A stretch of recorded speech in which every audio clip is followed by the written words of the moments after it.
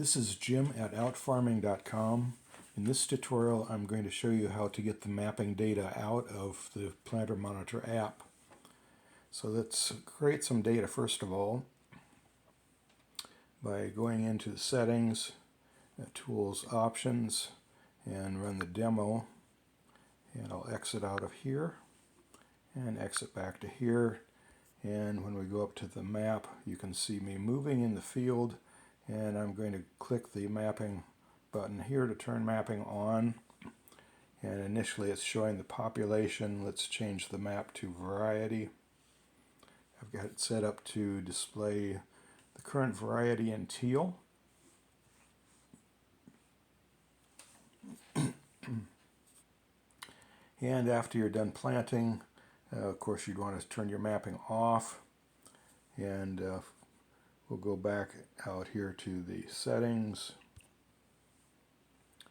tools and options, and turn the demo off as well.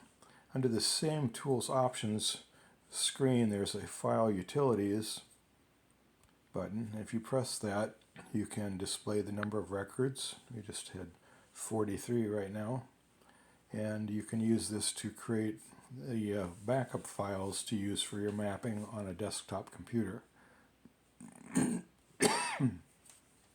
So pressing the create backup files, it did that, and I'll exit out of here and exit out of here, and we'll exit out of the program and find your icon for your file folder. Press it. And when you bring this up initially, it won't be here. It will probably show this screen, and you want to select the internal storage. Click that, and it shows essentials. If you change that to all and scroll down to PlanterM23 and click on that, you can see the files inside of this folder. And oh, by the way, there's the other things that related to the program.